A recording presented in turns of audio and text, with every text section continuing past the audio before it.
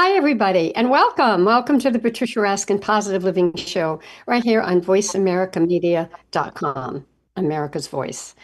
And this program is about turning your problems into opportunities, your problems into solutions, obstacles into opportunities, and making your dreams come true. We've been on with Voice America now, it's 24, 25 years. I've been on many other networks, many other types of programs, but I've stayed with Voice America when I was doing those other things and still am, and really love the network and really believe in what we're doing here to really help people. And today's an interesting topic. It's one more and more people are talking about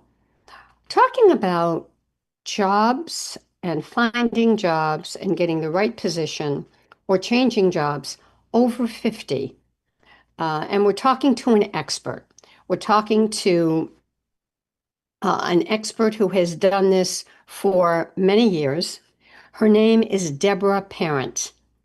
Debra is the president of Right Fit Recruiting, LLC. It's a private professional recruiting firm located in Massachusetts. It conducts searches on a wide variety of small business, and there are national searches for professional, technical, managerial positions such as administrative, marketing, IT, accounting and finance, and operations. And they help businesses find top talents. And they also look for businesses that are aligned with the values of respect, integrity, creativity, and passion. Debra has an MBA from USUN University, BS in Human Resources from UMass Dartmouth, and 35 years in the recruiting industry. And she's a member of many national organizations, and she's been managing her recruiting company for the past 12 years. And Debra, welcome. Welcome, Thank you Deb. so much. Thank you so much for having me. Yeah, I didn't read all the organizations because there are so many. One of the major ones is SHRM, SHRM, which I know is a major organization for recruiters. And let's talk about over 50. Is it a problem? Is it an advantage? Is it neutral? Uh, Does it depend on the profession or where they're looking? I So think. I would, well, first of all, how do I know this information? I know it from 35 years of recruiting. I know it from interviewing candidates literally every day of my life. I'm interviewing candidates, and I learn a lot from candidates. I learn a lot from people and what their experience is with their job search. And I learn a lot from my clients, the businesses, the business owners, and what they're looking for. And yeah, it is, I would say it is not neutral to be looking for a position over 50. It is a disadvantage from my perspective, and I'm seeing it from both ends. You have biases and stereotypes that are out there, and they're out there with recruiters. I have supervised a team of up to 10 recruiters in my past, with my past employers. And I see how recruiters think. I know who they're selecting. I know why they're selecting candidates and why they're rejecting candidates. And I have seen it myself, these biases and stereotypes, really against an older crowd, thinking Well, let a me couple ask of you. things. Let me just ask you, um, what about the advantage of that person with experience, knowledge, skills, and wisdom? I 100% support that, but a lot of times the business owner doesn't because they fear that the individual won't be there long term, or the individual won't be good with technology. Those are the two fears that I hear from business owners. And obviously, I think that the experience, the knowledge that they've built, the wisdom, the lived experience, a lot of times the maturity, the interpersonal skills, to me, all outweigh what an older person can bring to the table. But sometimes that's a hard sell for the business owner. Sometimes they're just not And interested. and yet, I would think, and clarification, To me, over 50 is different from over 60 and over 70. To me, over 50, if you're 50, to me, you're in your prime for maybe a CEO position or an executive position. 60 is different, 70 is different. So talk about the 50 cusp, if you will, for high level C suite positions. So for a high level C-suite position, it would not be a negative, right? That you have to have that 25, 30 years of experience going in and usually at a higher level. So that would be okay. But for any other position, I do see, and I experience it myself, pushback from the business owners. What suggestions do you give to people over 50 who either want to change their job or they've been laid off? They may even want a new career. What advice do you give to people?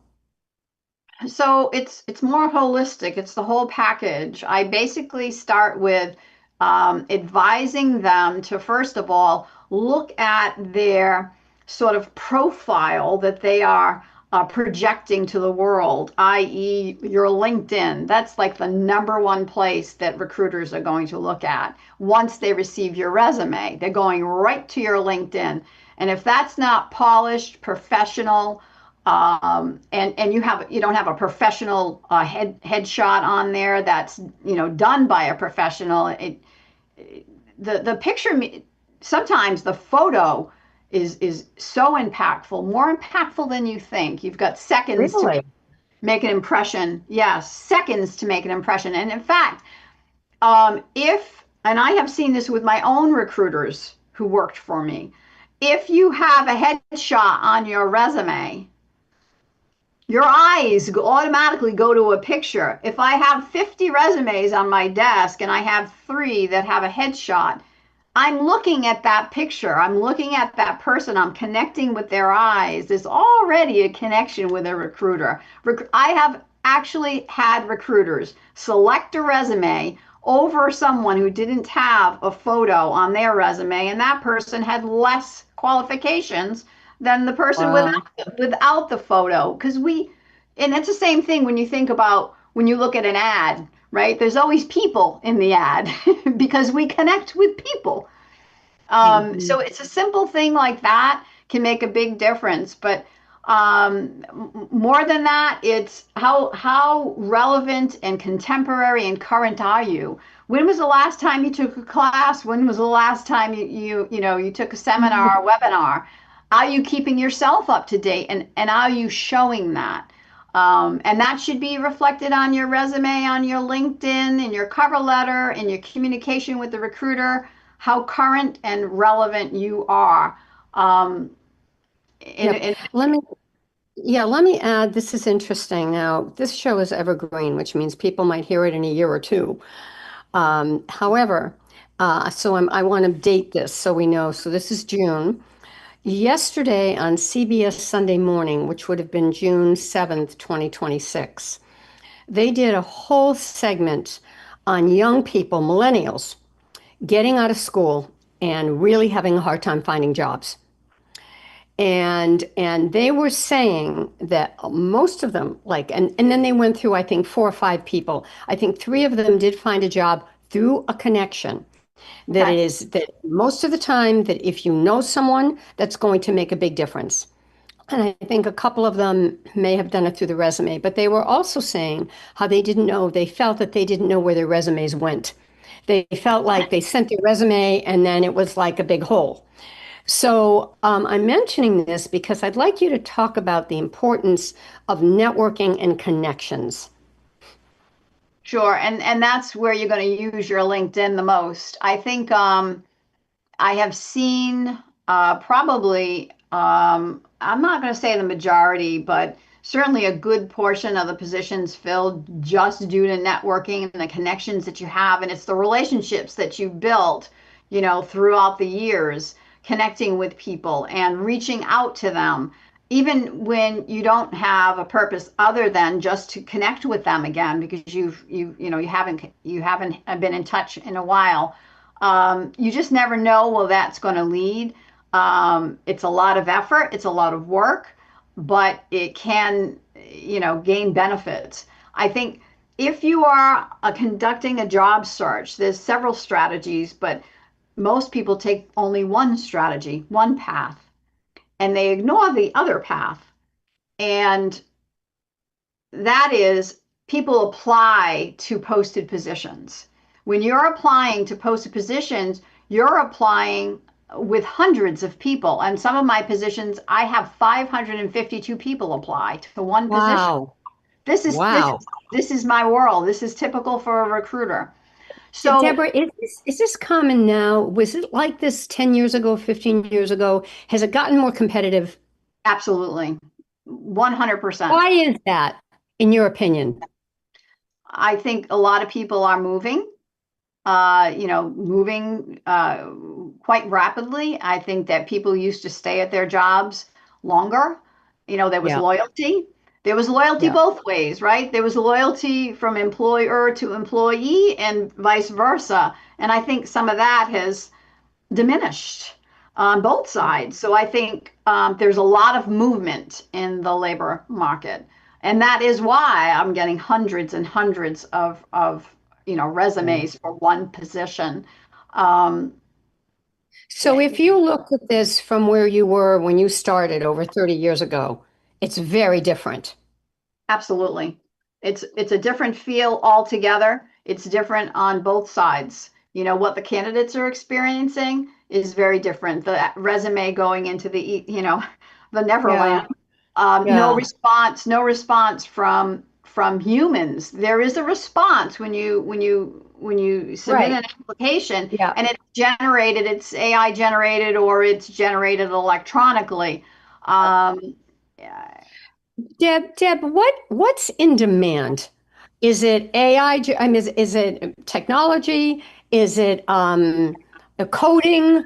Um, is it customer service? What are you finding that business people really need that maybe there's a shortage of, if there is one? Yeah, I'm not seeing a shortage because I have so many different industries and different positions that I'm filling. So it's everything because people are leaving, either people retired or they're moving for another employer. So it's so much like a game of musical chairs, right? There's just more movement in the market, and hence I have business owners saying I need a person because this person left and went somewhere else. Okay, it's just musical chairs. I'm not getting requests from business owners with one certain occupation that they're have a lack of. It's just Okay. keeping up with the retention or lack of retention, the turnover. Uh, Movement. Yeah. Yeah. Yeah. Incredible. All right. So in our next segment, I really want you to go into what you think people can do in this job market. And it may be, and as we said before, not all 50s are the same age 50. Some people have those that they're in that perfect sweet spot to get that CEO position. So, but I'd like you to talk about that and things that people can do, Deb, so that they don't give up. Because you see Yep. it all the time. You try and you write and you craft the resume and you spend hours and then you even go into the job and you make sure that you write the resume exactly to meet the job. And then you hear nothing. Right. And so what happens for most people is they get discouraged. So I think what would be good is in our next segment for you to really focus on that. And then also too, at some point we're going to talk today about the use of AI for Mhm. job searches and what that means and how well that's accepted. So my guest today is Debra Parent, and she is the president of Right Fit Recruiting, which is a private professional recruiting firm located in Massachusetts. But she conducts searches worldwide. So you can be anywhere in the country, particularly with remote positions, and write to Deb because she could possibly have an opportunity for you. And Deb, can candidates write to you as well? I have business owners writing to me for staff. I mean, periodically candidates do write to me and I can make a match. right? But not typically. People do reach out to me through LinkedIn periodically, Yeah. um, but not on a broad scale, put it that way. Right. So you're working more on behalf of the employer who is looking for the person. Yes, Right. And if someone calls you who's a candidate and you happen to have what they're looking right? for, you can match them. Yeah. Yes. Very good. All right. We're going to come back with Deb Parent, and we're going to talk again about what can we do to compete in the job market so we don't get discouraged. And then we'll also talk about AI in our last segment. You're listening to the Patricia Raskin Positive Living Show right here on VoiceAmericaMedia.com. And you can log on to Debra's website at fitrecruitingservices.com. Fitrecruitingservices.com. Stay tuned. We'll be right back.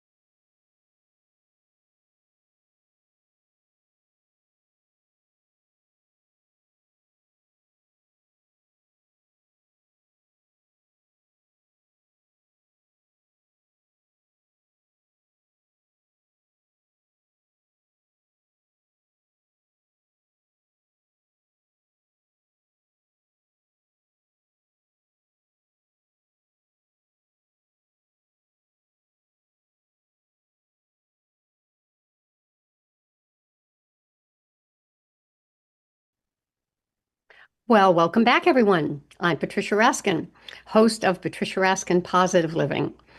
And today we have on a great guest and a great topic, which is all about jobs, job searches, over 50, but even less than 50. It's a very different job market today than it was even 5 years ago, 10 years ago, and certainly from 30 years ago, it's completely different.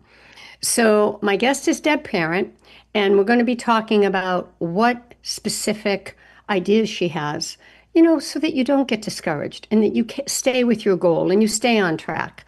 Debra is the CEO, the president of Right Fit Recruiting, which is a private professional recruiting firm in Massachusetts. She conducts searches worldwide, nationally, for professional, technical, managerial positions, administrative, marketing, IT, operations, accounting, and she is contracted by the employer who's looking. However, if you're a candidate and you have experience in some of these fields and you let Deb know, there may be a match, but she's working mostly on behalf of the employer. So welcome back. And one thing that you say that I really think is so important is that what you're looking for is values of respect, integrity, creativity, and passion. So, Debra, how can we encourage people who are frustrated with the job search? Yeah, so what I would do is I would add another strategy of just applying to posted positions, which is what most candidates do, and that's unsolicited applications. So that is putting together an application packet or package and sending that application to the company that you'd like to work for. Not many Okay. candidates do this, but it is very effective. However, Really? there's little tweaks that really you should kind of pay attention to make this successful. What you want to do is you want to select 10 companies or organizations that you are interested in working with or for. And you would basically research those companies and you would put together an application package for that company to send to the CEO, founder, president, owner, what have you, the highest ranking individual at that company. And this would include a tailored cover letter, which speaks to their interest and what they could do for the company, and your resume, of course. And it could involve any letters of references, work samples, infographic, whatever they have that they could include with the packet. You send this to the business owner, and of course, you want to have something that shows in your cover letter that you have researched the company. You know what this company is all about. You know what's happening. And, they've opened up a new division. They've introduced a new product, and you potentially could weigh in on that in your cover letter. And this would go directly to the CEO. One of the tricks is delivery. Delivery is key. You need to send this packet via like a UPS or a FedEx type delivery system. And you want to put in on this packet a personal and confidential stamp. $10 on Amazon, the best $10 you'll ever spend. This will get past the gatekeepers. This will get to the Really? CEO's desk or the president's desk. That's where you want this packet to go, because if it goes to HR, you'll be put into the pile of all the other resumes. Yeah, Deb, just one question. Could you also find out who the executive assistant is of the CEO and send it to her? Yes, you could, but once she finds out that it's a resume, she'll redirect right to HR I see. if, if they're a good administrative assistant. So, Unless you could, oh, okay. but Now, there's something else. go ahead. Okay, that something else is you should also send the same packet to the head of the department that you're looking to work for. If you're looking for a marketing job, you want to send it to the VP of marketing as well. If you're looking for an engineering, VP of engineering, you need to sort of do both. And why you would do that is because sometimes that highest ranking individual in the department that you're looking to work for will be moved, and will bring that right to HR saying, I would like to see this person. I can't tell you how many times in my career working for other companies and organizations, I have had a CEO come down to my office and say, I'd like to see this candidate. And I'd say, but I have 52 candidates here already screened and ready to go. Well, that's not the one that got to his desk. The one that got to his desk is the one that he wants to bring in for an interview. Oh, It's very, wow. very, very impactful. Wow. And that's interesting you say that because that's not something I would have thought of. Now, what I have done is what I said before, where I find out who the executive assistant is, and usually they get it right to the person, but it's for mine, it's more like a consulting or a project. Right. It's not for a specific position. And so, I'll befriend that person and Yes. explain, or I'll write, or I'll write to the CEO, but I'll copy the assistant. And that's been effective for me, but it's not for a listed position. Right. So, and you could be asking for just an informational interview, half an hour of your time to have a meeting and to talk about what I could do for the company. Something else I think that you might want to do is you could also include a book or something, some report, white paper that would be of interest to the CEO. I have done that before, very, very effective to at least getting a phone call. You're kind of tapping into that theory of reciprocity, right? If I buy you a cup of coffee, you're going to want to buy me a cup of coffee. That's just how we're built. Well, you provided something to that CEO, a white paper, a new leadership book, something that, you gave complimentary, and that person is going to want to do what you're asking, which is, I'll just meet this person, that kind of thing. The other thing is, I'd use this marketing theory, this 5 times marketing theory, that you have to see something, hear something 5 times before you decide to buy something, anything, an item. Well, that just means that you can't just send the packet and forget about it. You have to send the packet, make a phone call, send an email, reach out, send an email message on LinkedIn. You want to have that person hear or see your name several times. Well, wasn't that the person who sent the packet? Yes, it was. Okay, I remember. I got a message now from that individual. This person's really persistent. I'll see that person. If you send, a packet out to 10 organizations or companies, even if you receive one response, Mhm. you only need one if you're looking for one position. So that could be definitely a method of um, what you're doing there is you're not competing with other candidates because you might be landing. In fact, I landed a vice president's position in this manner using this technique, and the position wasn't even posted. And you have to think about that. You could be landing a position that's not even posted because you sent your packet to the CEO, business owner prior to a job being advertised. Mhm. And people don't think about that. They wait, oh, I only applied to a job that's advertised, but you have no Right, idea of knowing what other opportunities are there. You right. need to present But yourself. but isn't that also the benefit of networking? Because Yes, you go to these meetings, you start talking to people, and someone says, in the next 3 weeks, someone's leaving. So you can get the information. I mean, I can't tell you the contacts I've made through networking. I mean, it's been everything.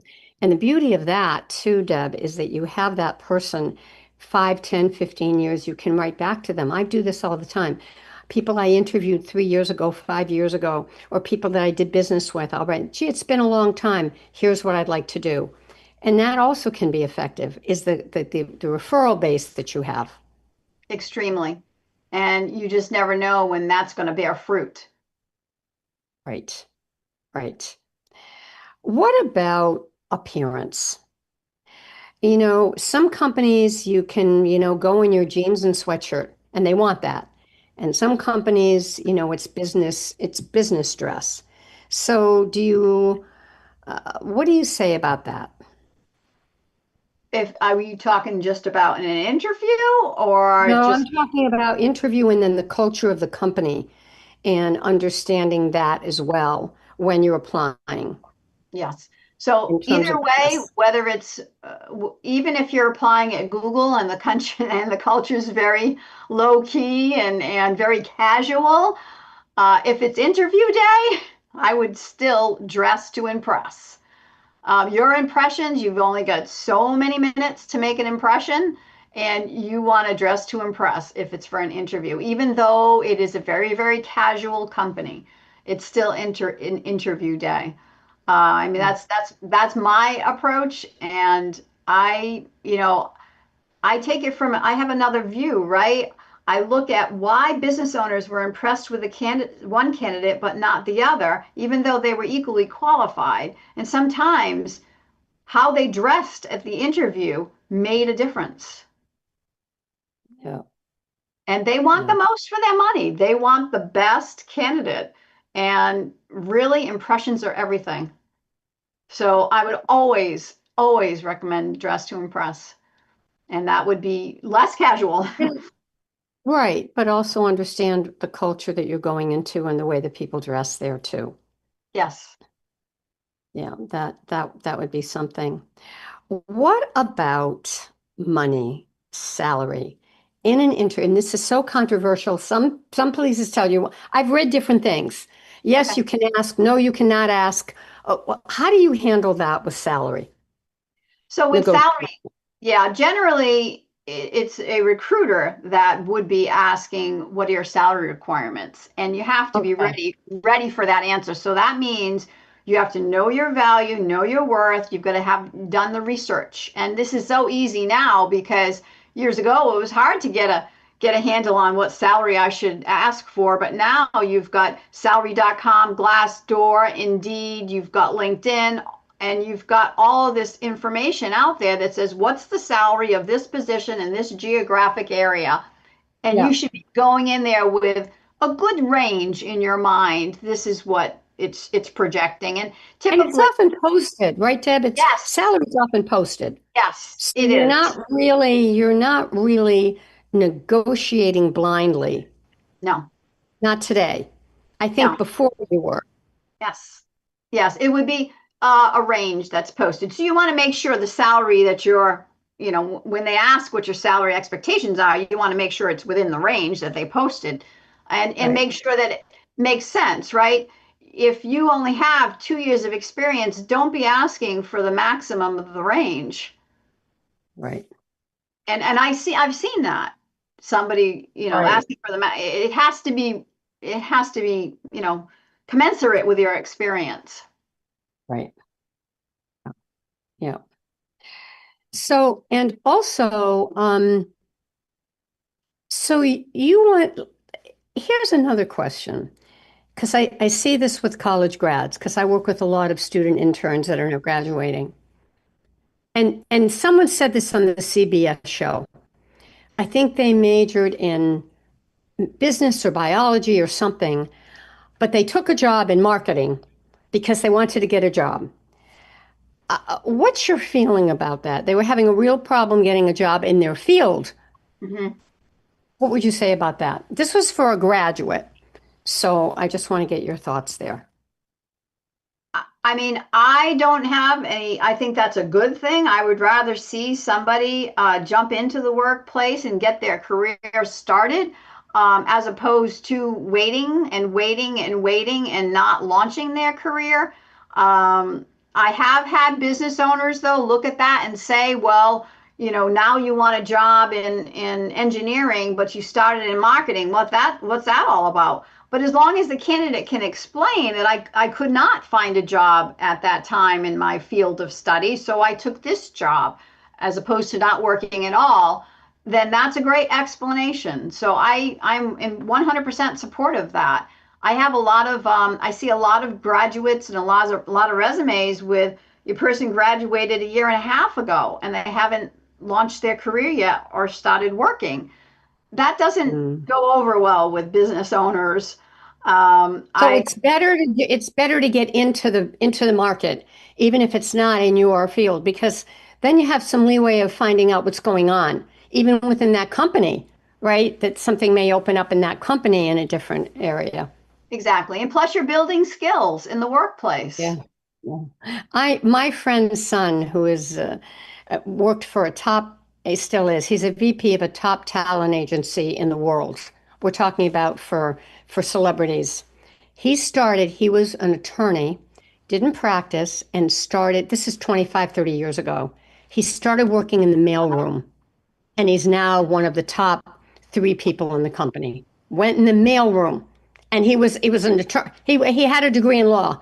Of course, he negotiates very big contracts with studios and with, but that was interesting, and he worked his way right up.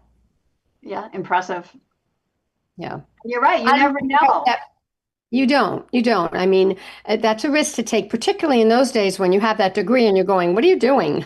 you know, but he was in the right field in terms of the company, and you Right. can use those legal skills because you're doing contracts all the time. So, I think you're kind of saying you have to think out of the box too. Yes, and you just don't know where your career path's going to take you, right? I see a lot of resumes where, somebody started with an engineering degree, but they're in accounting and they're in a high level accounting position. Right, right, which is really important. So, we're going to take a break in a minute, and when we do, in the last segment, I want to talk to Deb about AI because I think that that's misunderstood.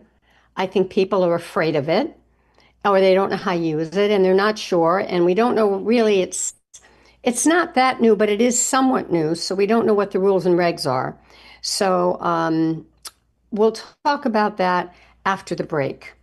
Deb, anything you want to add before we go to break about any other tips or maybe something that you see from candidates that are good, or maybe something you see that all the time that they could do differently?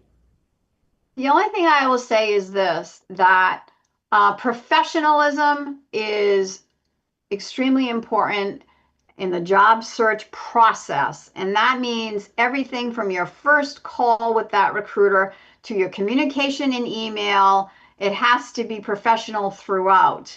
Sometimes I have candidates that are giving me responses that are 2 words, or they're using LOL and, text speak. It has to be professional, full sentences, respect for that individual who's reaching out to you and selecting your resume. And a lot of times candidates lose it. They lose an opportunity because they become more casual prior to hire. Anywhere in that process, from the first call right through the third interview. Yeah, Deb, should they address the person as Ms. or Mr. or Mrs. or by the first name? I would address the individual as Mr. or Mrs. until you're told otherwise, but usually the hiring managers will just say, call me John or call me Debra at some point, right? But I would let them initiate that. Okay. All right, we're going to take a break, and when we come back, we're going to talk about the use of AI for job searches. We are with Deb Parent. She is the CEO and president of Right Fit Recruiting, a professional recruiting firm in Massachusetts. You're listening to the Patricia Raskin Positive Living Show right here on voiceamerica.com, voiceamericamedia.com. We'll be right back.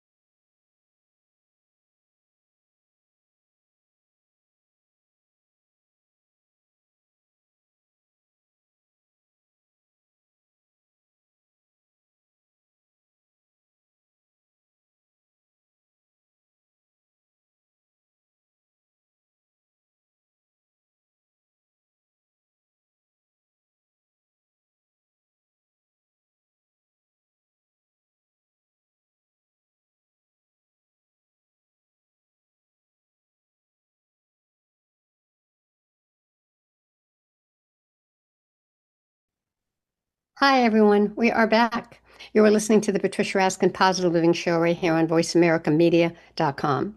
My guest is Deb Parent. She is the CEO of Right Fit Recruiting, which is a private professional recruiting firm in Massachusetts. They do national searches in a variety of areas. And we're talking now about the use of AI in job searches. So, Deb, tell us your thoughts about that.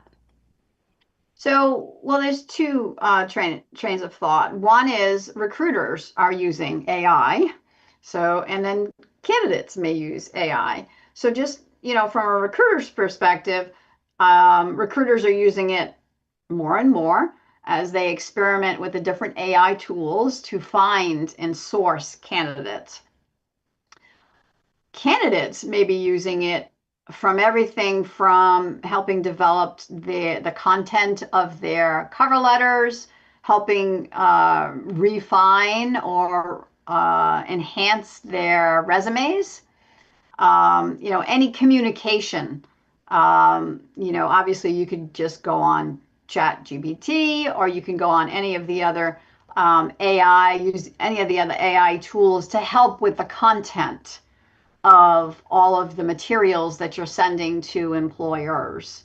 The only thing I would caution on is a lot of times, as a recruiter, I would receive a cover letter which I can tell was produced by AI. So you want to sort of, tailor your cover letters and your resume to the employer and not lose yourself in it and your personality in it. It's got to be you and genuine as opposed to something that is generic, so generic that somebody could tell it was, an AI tool was used to produce it.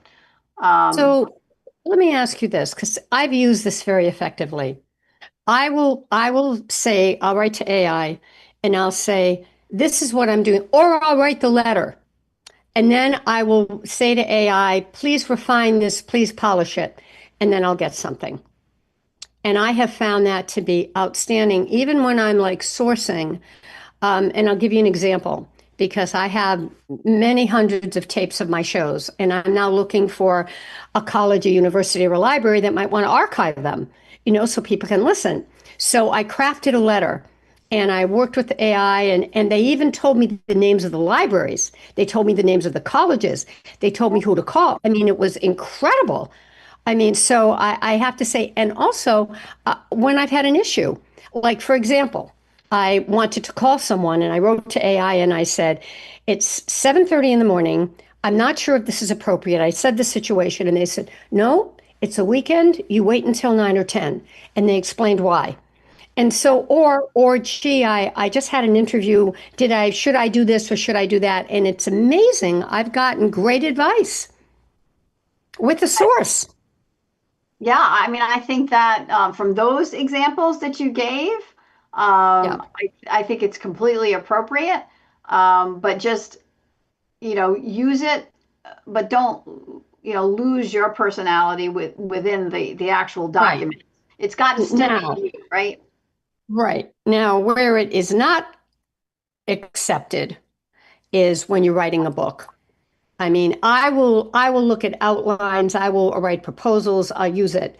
But I wrote a chapter and then I threw it into AI and I didn't like it because it wasn't me.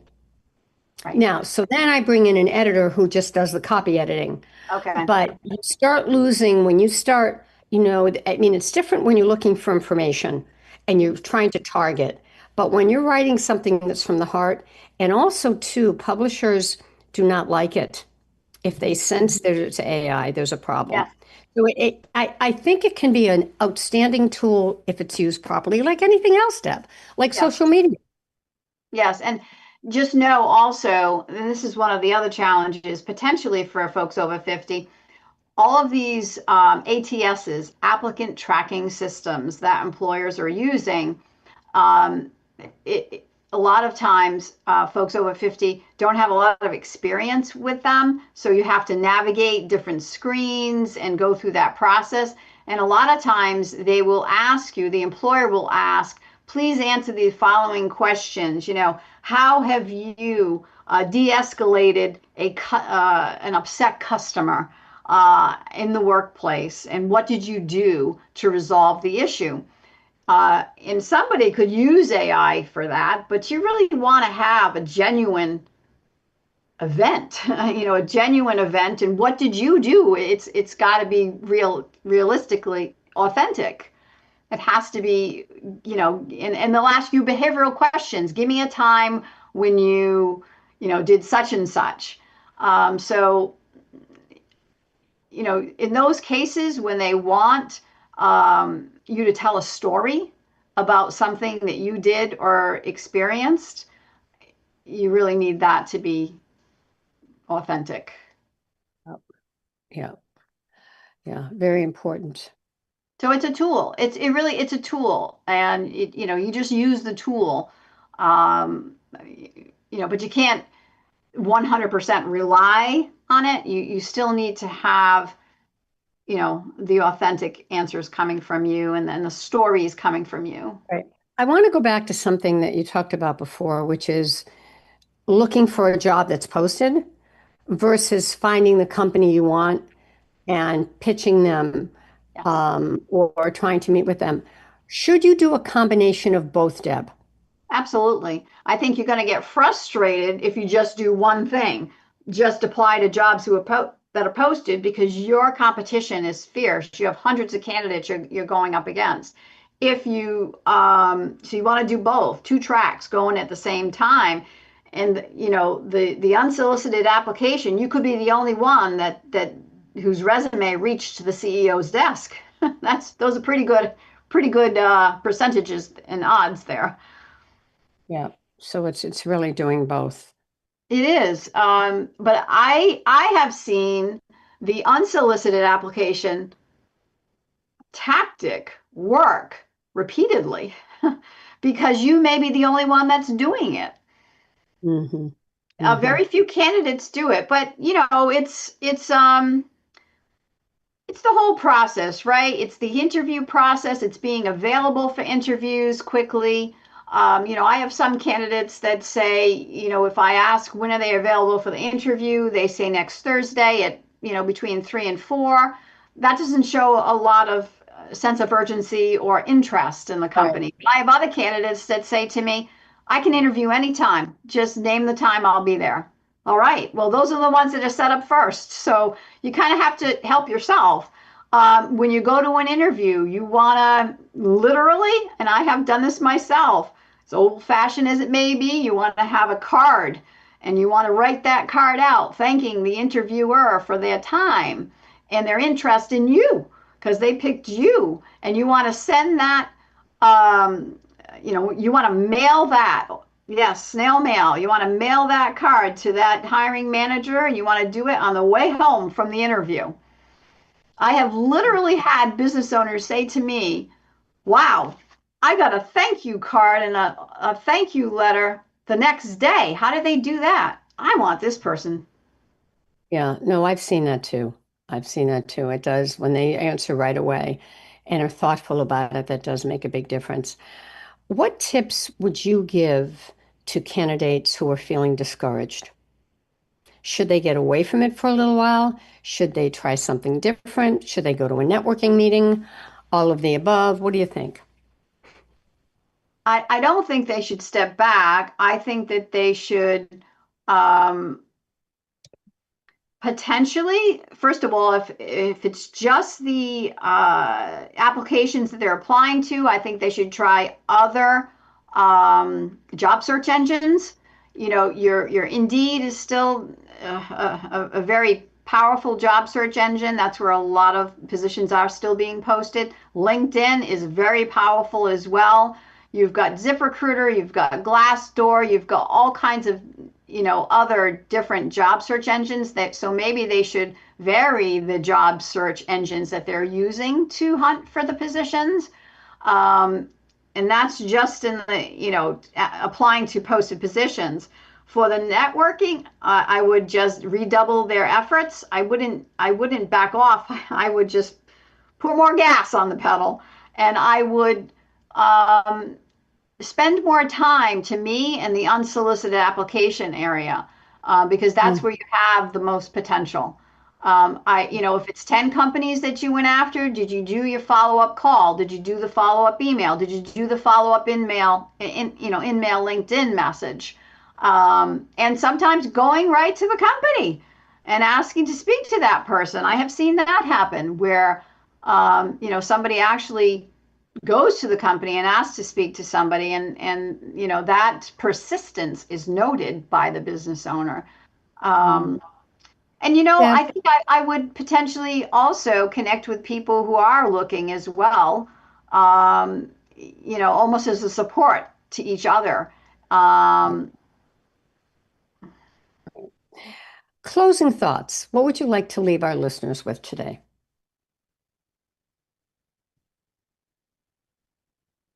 I would like to leave them with this thought that a job search, you got to look at it as a job in itself. You have to have a strategy, right? You want to have a notebook. You want to write down the companies you've gone after, do your research. You want to have it very thought out, deliberate and thought out. And just look at it either as a project in school that you were given. This is a case, I'm working on this case, or a job itself, and really sort of attack it that way, not casually, not willy-nilly, without a sort of a strategy in mind. I have two tracks. I'm applying to positions, plus I have unsolicited applications, plus I have the networking track, and I got to keep all of them going at the same time. I got to be doing something every week in one of those areas, and even meeting new people. If you meet one new person a week, 52 people in a year, you want to sort of maximize your Right, right. Yeah.